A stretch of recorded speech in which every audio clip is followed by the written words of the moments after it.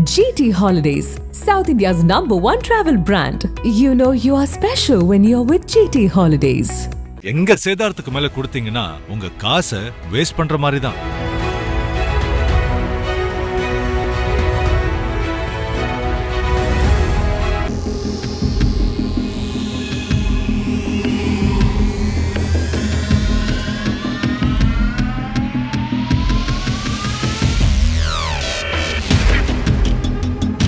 திருப்பூரில் உள்ள அரசு பள்ளி மாணவர்கள் சிலர் தங்களை டான் போல காட்டிக்கொண்டு பள்ளி வளாகத்திற்குள்ளேயே செல்போனில் வீடியோ எடுத்து அதை சமூக வலைதளங்களில் பதிவேற்றிய சம்பவம் பெரும் அதிர்ச்சியை ஏற்படுத்தியுள்ளது. திருப்பூர் மார்க்கெட் சாலையில் உள்ள KSC அரசு ஆண்கள் மேல்நிலைப் பள்ளியைச் சேர்ந்த சில மாணவர்கள் பள்ளி நேரத்தில் கூட்டமாக நின்று கொண்டு கெத்து காட்டுவது போலவும் தங்களை தாதா போல மிகைப்படுத்தி அட்ராசிட்டி பண்ணுவது போலவும் நடித்து அதை தாங்களே மொபைலில் வீடியோ எடுத்துள்ளனர்.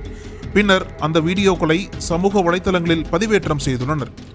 கடந்த 2 ஆண்டுகளுக்கு முன்பாகவே பள்ளி கல்வித்துறை அமைச்சர் அன்பில் மகேஷ் பொய்யாமொழி மாணவர்கள் வகுப்பறைக்கு செல்போன் கொண்டு வரக்கூடாது, மீறினால் பறிமுதல் செய்யப்பட்ட செல்போன்கள் திருப்பி தரப்பட மாட்டாது என்று தெளிவாக அறிவித்திருந்தார்.